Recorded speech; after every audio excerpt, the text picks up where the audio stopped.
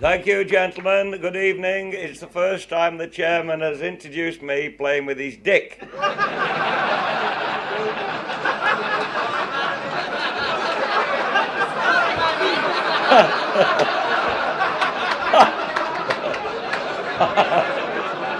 I'm sorry about that, madam. If you will persist in peeping out of cloud 9 when I'm trying to conduct a talk, an enlightening talk on explosives, well, be it on your head. I was at a ladies' evening a few weeks ago and I pulled that out. And one of them went, ooh. I said, no, madam, it isn't one of those. Some cross-grained twit designed it for a youth of 19 to stick on the end of his weapon, well, on the end of his rifle, and approach a T-55 tank with all the guns blazing. Can you imagine it? This poor twat stood there with this on the end of his gun. And when he pulls the trigger, it goes floof. And it'll just about make the corner of this room. If you fire one at the tank too close, the fins come back and make chips of you.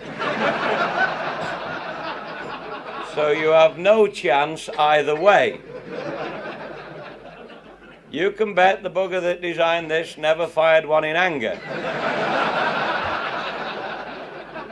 You'd be better waiting for the tank to stop, tap on the lid,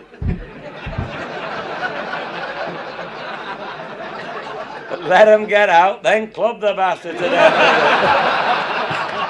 You'd stand about as much chance. So much for the rifle grenade. The other bit of ordnance I have in the bag is the 1.5-inch baton anti-riot or rubber bullet, currently used in Northern Ireland, and you'll notice it's got a bit of a flange on it as well. At 580 feet a second, if you're bending down picking up a piece of concrete, this can leave a nasty rubbery taste in your mouth.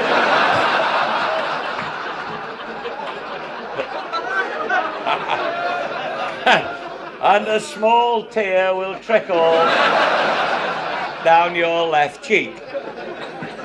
These are highly prized at the moment, picked up off the streets of Belfast and sold to Western Germany at 50 new pence a time. They insert a small battery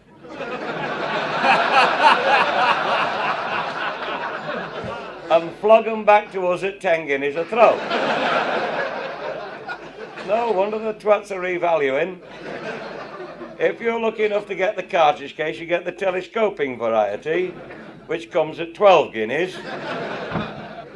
Now, the other bit of ordnance is the old-fashioned Mills grenade. Useful little bomb, that, altogether, especially when I'm at Rotary Club luncheons. They seem to get half pissed on the brown Windsor soup and start throwing the buns at me. And I noticed if I lob one of these buggers back, it seems to steady them up for 5 minutes. What a bloody mess for you. 18 months ago, that was a perfectly good functional .38 revolver. Then one of the chaps started reading leaflets put out by DuPont, Dynamit Nobel, ICI, CIL, and all the other people who make explosive and propellants. And reading down his little list, he read where bulleted rifle powder burnt slower than shotgun powder. Because the shotgun powder only shoving an ounce and eighth of shot up a smooth-bore barrel. Whereas bulleted rifle powder, the bullet's got to engage in the rifling. And if the powder burns as fast as shotgun powder, you get a quick pressure curve, a dangerous pressure curve, and the bullet hasn't come out. And instead of the bullet coming out the end of the rifle, the bolt comes back, goes in the side of your chops, and sticks out the back of your bloody neck. But being a clever little swine, he thought, I know what I'll do. My pistol has only got a short barrel, so I'll load my pistol cartridge with shotgun powder, and the bullets will come out faster. They did, but they came out bloody sideways. Now he is left with one large domestic finger on his right hand. And even that is swollen.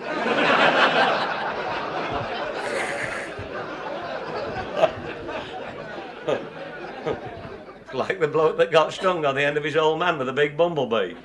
And he went to the doctor, he said, "Oh, doctor, can you remove the sting and leave the swelling?" Now, the other... this is it. Is the ordinary 12-bore cartridge. That's an 8-bore cartridge, which is bigger, it's fatter, there's more shot in it, and there's more powder in it.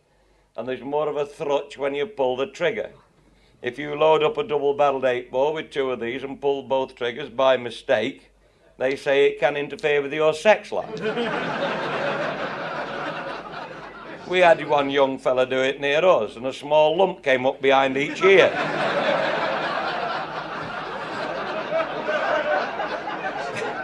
And it took physiotherapy at Crewe 6 months to massage his knackers back down again.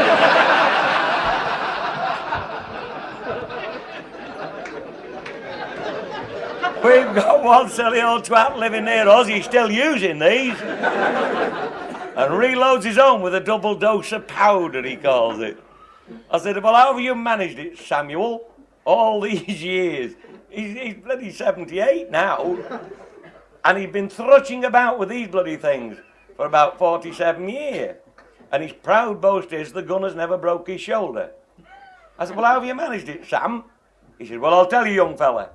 He said, "If I get a flight of geese come on my field, I load up Benjamin J. Pugh with 2 of these, but always wrap both arms round the gate post before I loose it off."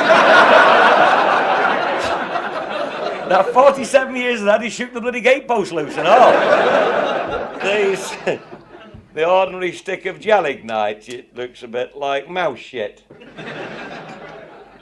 It's going off a bit and all that. But to have a stick here, this is not wet or shit either. This is submarine blasting gelatin, reputed to be 3 times stronger than the gelignite. By that, it means it burns faster, so the gas is given off a lot quicker and a bigger volume. But to bring about this phenomena, we have to stuff the electric type or the plain azide type detonator in the base of it like so. The electrical impulse flies up the wire, ignites the fuse head. This goes off with a hot flash and a bang and ignites the explosive. Now, it isn't the sort of stuff you'd light the fire with. The sticks don't seem to catch. Probably finish with 2 up your left nostril and 1 up your arse. Because this starts burning at 9 miles a second, which is knocking on in any bugger's language.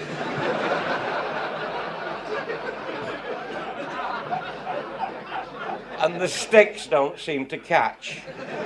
Mind you, they have a bloody good fire next door. Now, there are other ways of doing it. I mean, detonating the explosive. And the other way is with the plain azide detonator and a bit of blue sump fuse. But before we can bring this into play, we need what is known in mid-Cheshire, in the money belt of the county, around Winslow, Tarpley, Chester, Cester or Diva. They call these as secateurs. Now, we call them dubbing shears in Sandbach. We don't speak French. So we snip the end off. I did hear tell of a famous horticulturalist. He's got a kid about 8-year-old, and he bought the kid a pair of dubbing shears for his birthday, and he was going round the garden. He was pruning everything. Tops off the old roses and the poppies and the bloody lot. And he'd pruned everything prunable, and the old man happened to be lying in the garden in the deck chair with a bit of sun on his belly reading the news of the world. And the kid comes past him and snip! Straight off with the end of his old man. He didn't feel it for a minute because they're rather bloody sharp, you know. And his mother ran out the house saying, "Look what you've done to your father." She said, "You've ruined him. You've ruined him." He said, "It's all right, Mum, it'll grow again. I've left the bulbs in."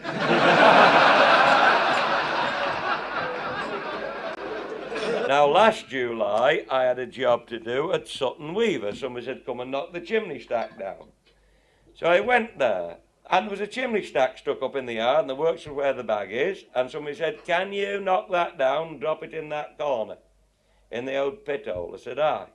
I said, "When?" He said, "Come on Monday." So I went on the Monday, and it was one of those hot, overcast, puthery days. I was sweating like a bloody pig drilling these holes, and when you've been drilling them all morning, comes about 1:30, you become antisocial. Because it's shaking shit out of me, this rock drill, and somebody asks you a decent question, say, oh, piss off, you see. And then about 2 o'clock, an 18-ton lorry comes up behind me and upended.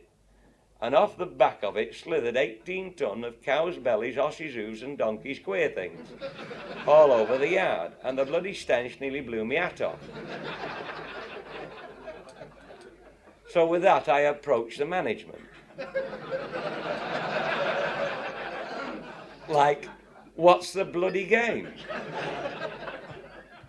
I said, why have you dumped that gob of shit behind me? Are you trying to make life difficult for me? Don't you think it's bad enough drilling all these holes in this bloody chimney, sweating like a pig? He said, we process that. I said, what, that? He said, but of course. I said, well, what do you make out of that gob of muck? He said, jellies. I said, jellies? You don't mean the green and yellow and red wobbly jelly? He said, but of course. I've not been to a kid's party since last bloody July. I walk round the buggers at Christmas, I'll tell you. In the same month, behind the old boneworks at Tatnall, we had another one, stuck up in the air. Somebody said, you want that knocking down? There's a big black shed here. The bloke that had bought all the property, he was renting this shed to the bloke. And it got to drop parallel with the canal. It was the height of the tourist season. You know, they go to the marina at Carvley and it takes them 4 days to get to Chester in a bloody boat, you know. It takes you 20 minutes in your car anyway. They're there and they got the big woolly pulleys on, you know, and the little white anchors on the caps. Oh, all blue watermen. And they're chuffing about up and down the cut, you see. Anyway, you've got to go parallel with the cut. Now, you drill it on Thursday and somebody always puts a time on it. It's got to go off at 12 o'clock on Friday. Now, the bloke had come out of this big black shed and he was watching me. He watched me all day Thursday. He didn't pick the bloody drill up, he watched me. And then he watched me on Friday morning putting the explosive in and never said a bloody word. And at 10 to 12, he galvanised into action and spoke. And he said, what about my bloody shed? I said, well, there's only one way that explosive's coming out that chimney, and that's with a bloody bang. I'm not pulling it out. I said, don't worry about your shed. I said, there'll be a bit of a bang, and it's going to drop down away from your shed. He said, I've got 360 pigs in there. I said, I'm glad you told me. I said, because at 12 o'clock, get 6 extra wheelbarrows ready.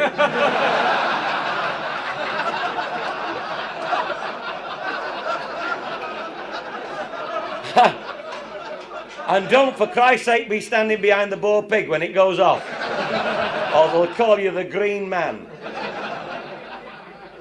The other one's over here, over Leakway, in a bit of a hole on the side of hill, a little works opposite that Rock Hotel, a little chimney stack 110 feet high, poor little twine.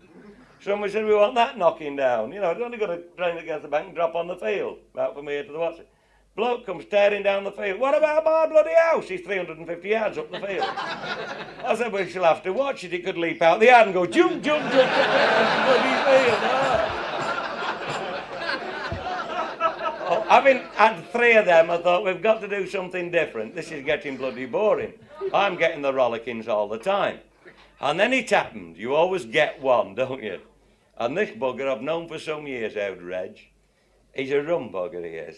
And he was the clerk of the jerks on this particular job. And we got this big chimney to knock down, and they'd taken the old mill down, and they'd only the engine house left. And they wanted it dropping across the engine house and demolish that, save them knocking the bugger down. You see, they'd taken all the bloody timber out, only a shell. But on the side, there was a little shit house built on the side. You know, the 2 brick walls and the green door. And he said, when are you doing it? I said, oh, I've got to do it Thursday or Thursday morning, I think it was. He said, right. He said, I'm coming up early. He said, will you be there early? I said, I will. Right, he said, I'll be up. And he come up. on the Thursday morning. He said, go and put the explosive in now. I said, we'll get it all in before any bugger gets here, because you always get a crowd of people. Get a big crowd of people, watch anything knocked down. They won't watch any poor swine build it up, though, you notice.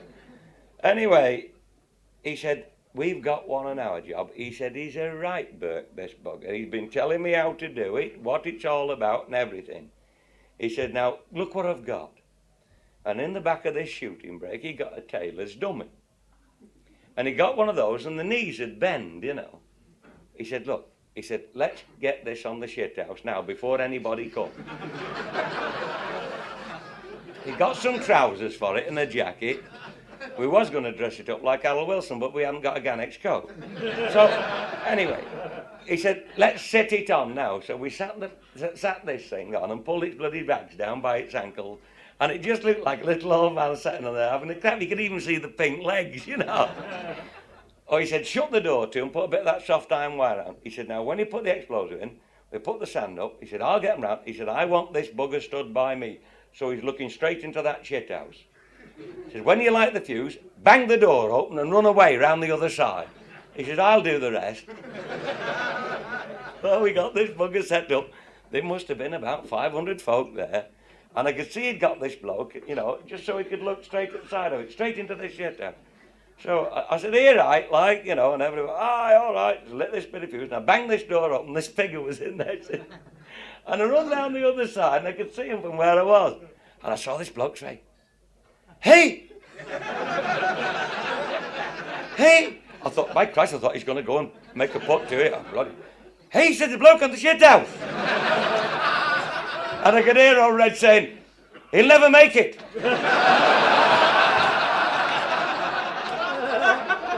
He'll never get his bloody trousers up in time. And just as he said that, boo! Straight on the bloody top. And this fella's face, Christ, I thought he was going to flake out. And there was Ray saying, it was only a bloody tailor's dummy. You daft pair of bastards, he didn't have to. Right in the poor sod today. But you can have a bit of fun with it at times. Now, and then sometimes you'll get the other sort will say, come and knock the chimneys down for us. And you go down there, they don't tell you where they are. And when you get there, there's 3 of them in a row. The main London Penzance railway line is 20 yards away. 20 bloody yards, and there's 3 of them in a row. So they can only drop parallel with the railway. They couldn't come over here, they've been on the bloody road. And I thought, well, this is going to be a bit dodgy. You have to get the worst one there, the other one on top of it, and the other bugger here. We mustn't have it on that railway line. They've only got an hour's closure at 7:30 on the Sunday morning. I thought, and if one goes through all those tellywag wires, there'd be going to be no communications with the southwest of England at all. So as I'm drilling it on the Friday, this was down the other side of Taunton in Somerset, where the Zyder comes from. One of these Devonians came over the border to see what was going on. What will ye do, me handsome? Me bloody handsome. I thought, now is he a pimp or a pirate? What will ye do, me handsome? I thought, I'm not going to fall out with this twat. Because anybody, by any stretch of the imagination, thinks I'm bloody handsome, he's got to be on my side. And then he said, what will ye do if they go across the railway? So I said, well, where's your boat moored? I said, if one of them buggers goes across that railway, it's me and thee for France, shit off. Having got shut of him, he buggers off, and I finished drilling them, and on the Saturday night, I'm staying at the Beambridge Hotel on the A38. And I got to knock them down at 7:30 on the Sunday morning. But on the Saturday night, the landlord said, you want it on the phone? And I picked the phone up, and a voice said, Westward Ho, or something like that. I said, Westward Television. I said, where are you from? He said, Bristol. I said, what do you want? He said, do you mind if we come and film those chimney stacks? I said, I don't mind, provided I don't get under my feet. He said, when are you doing them? I said, 7:30 tomorrow morning. And he says, is it light at 7:30? He didn't bloody well know. I said, I'm not telling you.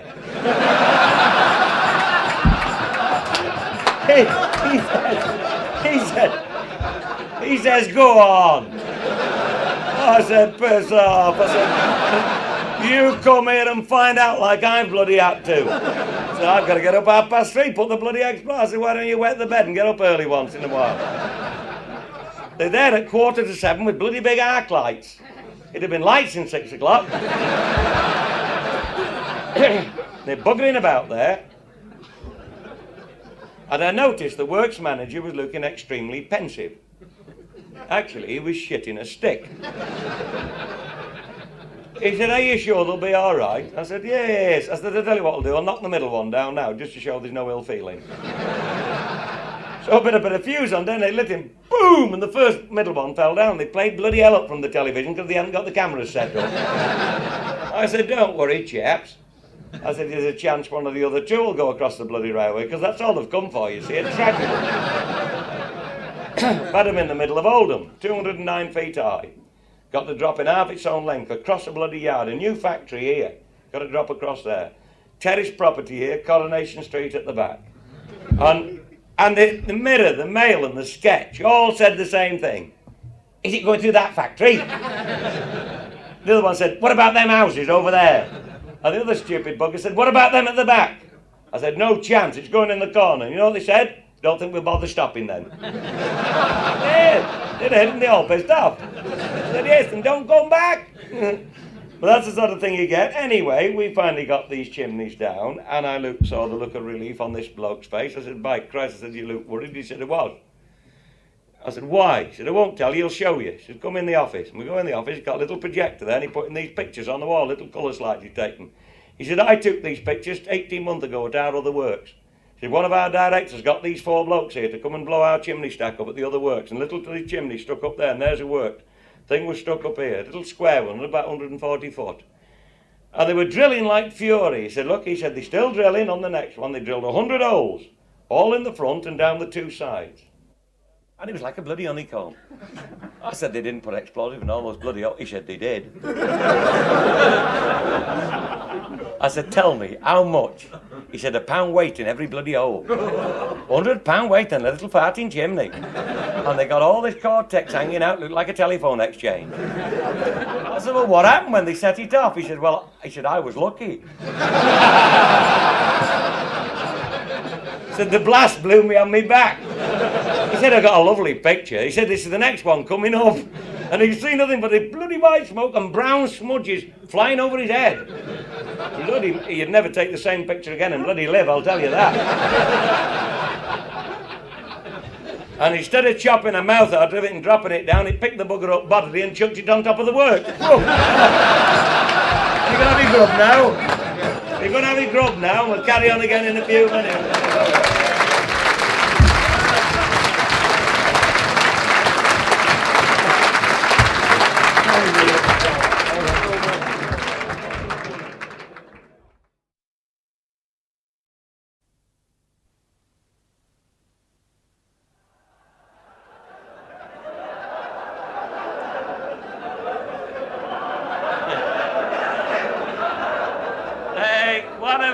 One of your compatriots or compadres had just told me a story about the bloke that said to the young woman, by God, he said, I'm frightfully sorry. I wouldn't have done that if I'd have known you'd been a virgin. And then she said, well, if I knew you thought that, it'd have taken me tights off. I thought that was a bloody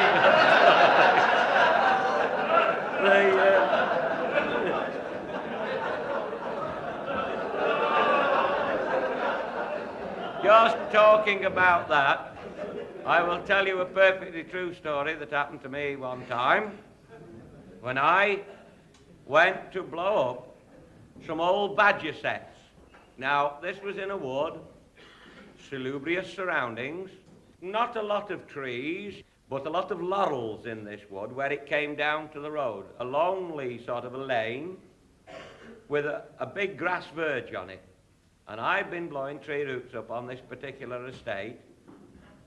And the keeper was there, and it was a nice summer's evening. Anyway, we were just sitting down there having a smoke and a quiet steam. And he said, I want you to come and blow some of these badger holes up, these badger sets. He said, no badgers in them now, not round this area. He said, they've all gone up and under those laurels further up, he said. But when the hunt comes over, the fox will occasionally dive down these bloody badger earth, see, and it's aggravating the hunt a bit, you know. They're going to earth a bit too bloody quick. He said, could you come and collapse a few in? I said, oh, I'll do that. And we were just talking, and just then, a car draws up on this grass verge, and a bloke gets out, and she gets out the other side, you know, on the stand and looking a bit. Then he dives in and gets a bloody big Scotch blanket out, you know, you see, and she, I think, had got the contraceptives anyway. It was in the days before the pill. And he helped her nicely over the fence, you see, and they come over, and they didn't see me and the keeper just sitting there, and they just come up and went up round the back of us by these laurels. Obviously, with intent. And I said, did you see that?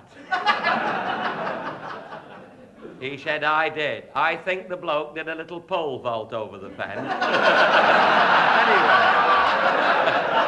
And he said, but just you hang on here a bit, he said. We'll just wait a minute or two. He said, because one of the two of them bloody badgers will be coming out about now. It's just going dusk, you see. So we did. And I wondered what he was getting at.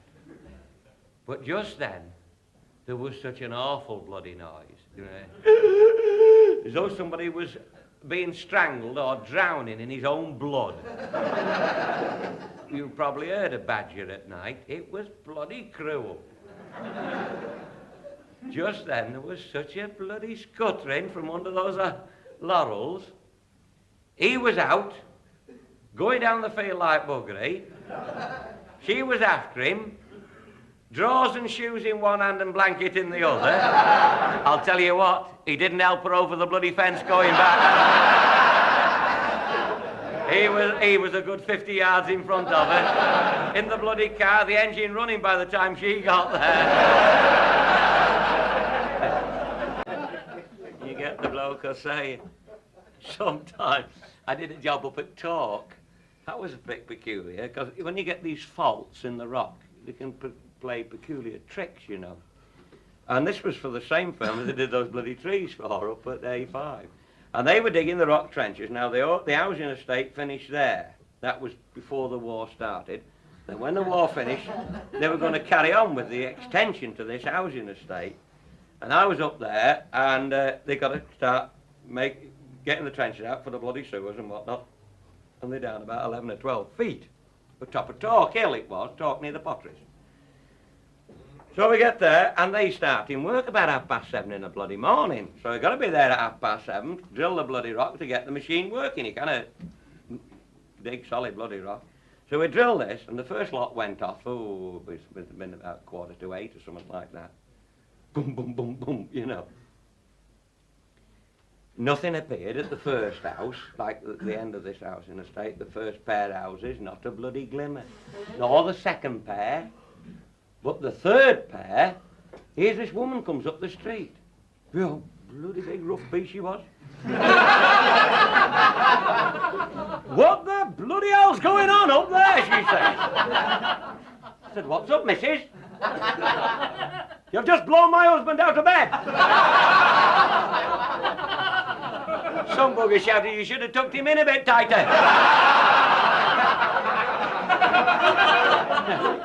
And him just finished nights and all.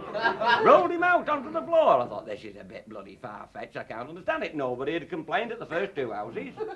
I said, just hang on a bit. So the digger had dug this out. I said, we'll have to make a little test. So we drilled some more in, put the exploder, give it a bit more fuse. I said, quick, missus, let's go and stand in your front room.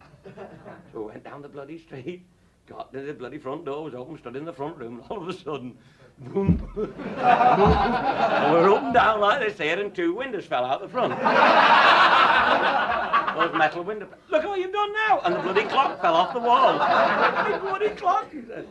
He said, what are you going to do about that lot? I said, use brown paper, I'm here for a fortnight. what was happening, the bloody sandstone fault was diving down. And the first two pair of houses were on about 10 foot of bloody red shale. And it was outcropping right underneath their house. And when the builder had gone round, he'd put the footings in with his bloody handkerchief. That'll do, put 'em here, lad. And they were right on this knob of rock, and we were hitting it in and up and down like a bloody seesaw.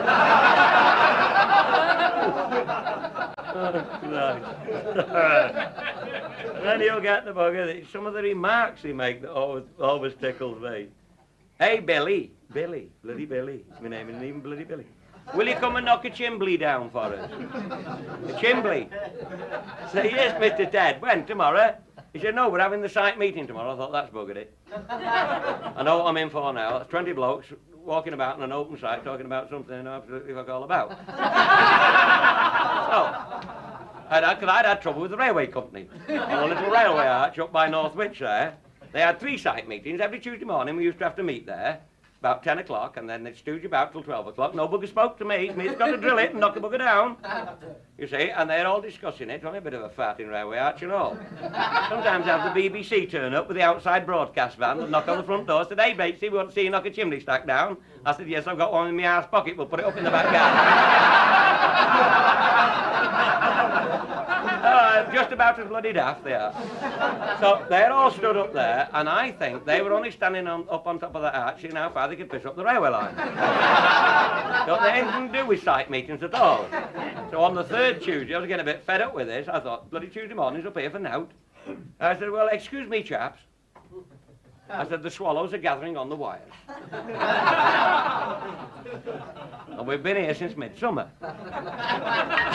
Have you made up your minds yet? Oh, yes, finally decided. I said, when do you want me to knock it down? He said, midnight, Saturday night. I thought, just my luck and me with a promise.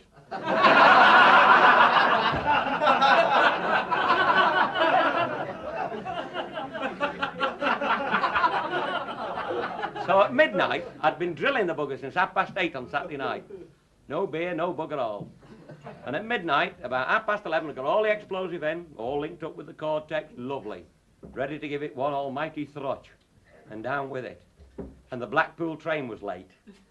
And we're waiting and waiting and waiting till 1:45. And the bloody train come along the line and stopped right under the bloody bridge. And there they were, been to Blackpool to see the lights. Oh, I thought, yes, you buggers wouldn't be like that if you knew what was all over your bloody head. Anyway, give it half a mile down the line and loose the bugger off. Bang! But somebody was saying about that job with the... Well, it only came about through accident. I was blowing up some tree stumps for a fella. And he said, come here, young fella. He said, come and I've got something to show you. I walked up this bloody field, and there's a pit hole in it, and there's a little old oak tree in the corner, and a bolt of lightning had hit this bloody tree, and it earthed into the pit and blown all the shit out the pit. He said, there you are, master, he said. That's only a job he can do. The master up there, he said. That, I thought, well, given enough explosive, I can come pretty bloody close.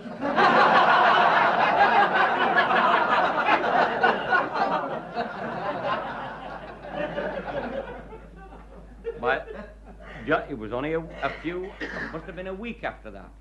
I was blowing up the concrete at Toxteth there, North Liverpool sewage works.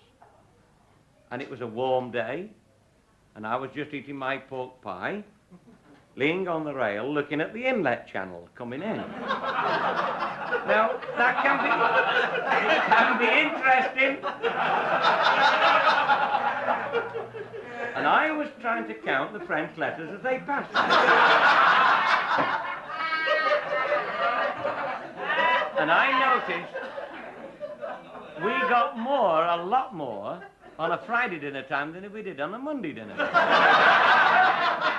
must have paid them on Thursday. And I happened to be leaning on the rail, eating my pork pie, counting. And one of the directors of this firm that was renewing the septic tanks, that I was blowing up the old one, he came behind me, he said, what are you doing, Mr. Bates? I said, I'm just counting the French letters as they swim. I said, I've got to 3,446. Oh, he said, oh. I said, yes. I said, there must be a lot of table ending going on in North Liverpool. On Monday, we only got 5. Anyway.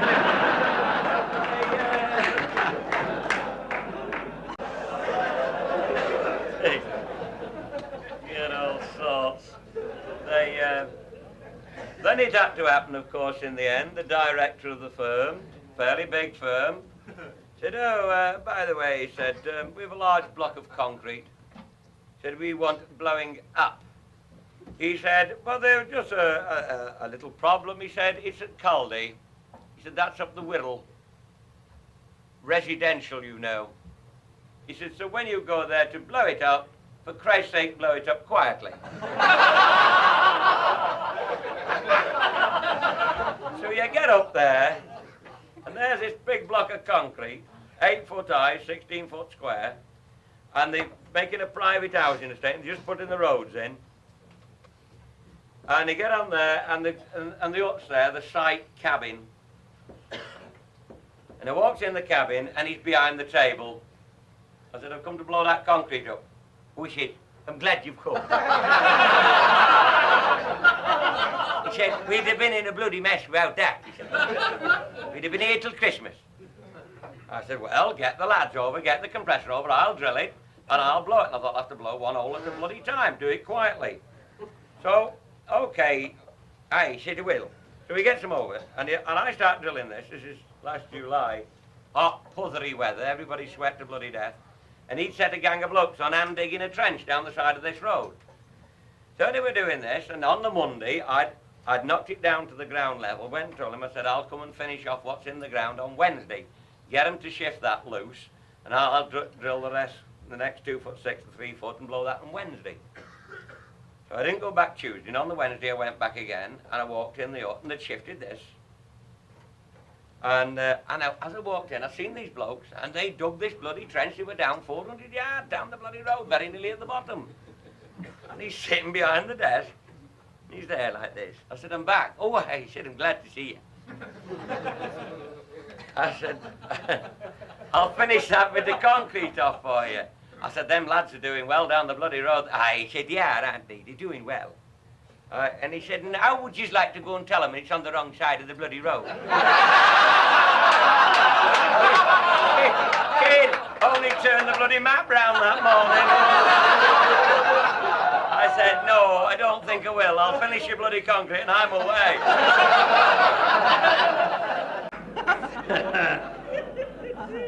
But it just goes to show, like, some of the bloody stupid things that can happen. And they said to me, we have frozen the ground. I thought, now that's clever.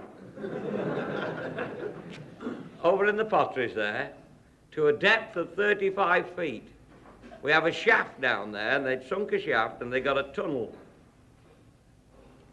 across the road, like, so think obliquely across the road, 100 feet one way and 75 feet the other way. And when they got down there, they met this slurry, running sand and gravel and shite. So they froze it. And when they bloody froze it that hard they couldn't jackhammer it out. So they said, will you come and blow it? It's frozen, bloody solid. I said, all right. So you go up there, and they lower you down this little shaft in an iron bucket. And as you go down it, woof! Even a pin wouldn't have found it, you know. Like, finished up like 2 nutmegs and a licorice torpedo. 52 degrees of frost, and that's bloody cold. Thought, no wonder they can't bloody chop it out. So what the idea was then was to drill it about 3 foot odd, put a bit of explosive in, and blow this little heading, which is about 4 foot square, start tunneling the bottom of the shaft. And this was going on quite well for a day or two. And we were starting at 7:30 in the morning, and they usually broke off about 9 o'clock and had a cup of tea, and by Christ you were ready for it. But you were up and down this shaft like a prostitute's drawers, you see. I was going to say a yo-yo, but, you know, they were in such good company. And, so you're drilling this, and don't forget, they've got to get the loose out before it bloody sticks together and freezes together again. You see, and about 8:45 this day, we'd blown one lot, We went down to have a look, and they were getting the stuff out, and there's about 3 of us down there. So we get in the bucket, and the oyster's up. We get in the hut, and somebody said, tea up. So you get your mug of tea, getting this bloody tea down. You haven't been drinking this, and having a bit of a chat. And then there's a mug of tea sat on the bloody table there. Somebody said, whose tea's that? Said, it's Alf. Where is he? Bloody hell, he's still down there.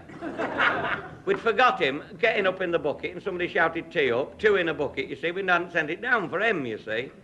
Christ, we went down, he's still there. Well, he hadn't got to be down there very long, in 52 degrees of frost. By Christ, he was huddled in the corner, he was blue. He was bloody solid. We got him in the bucket, hoisted him up, put him in the hut, put his ass on the floor, and he rocked like a bloody... And they poured in his tea over his knee joints to straighten his legs out. So for Christ's sake, straighten him out. You won't get him in the box that shape if he dies. He didn't speak for half an hour, but when he did, oh boy, everybody. Just before, I did hear a quickie the other day, you can tell this in any drawing room, about the lady that went to the doctor, said, oh doctor, she said, I'm getting rather plump. He said, plump? He said, you're bloody fat. One of these cheeky buggers like we've got in Sandbach. He said, get down to the elf farm for 6 weeks and get some of that bloody weight off and come and see me again. She said, go down to the elf farm for 6 weeks. And when she come back, she got the girlish sylph-like figure. He said, there you are, now you feel better now, don't you? He said, I do, doctor. Oh, she said, I feel a lot better. He said, but it's left me with problems. He said, what's that? He said, it's made me terribly oversexed. He said, I go mad, absolutely mad. He said, last Wednesday night, he said, I bit the end of it off. He said, don't worry about it, it's only 2 calories. And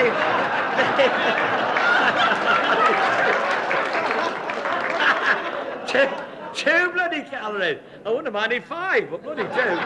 Anyway, thank you for your indulgence, gentlemen. Cheers. And don't forget, I leave you with one little bit of a saying I once heard. If you can't wake up with a smile on your face in the morning, shove a bloody coat hanger in your mouth at night.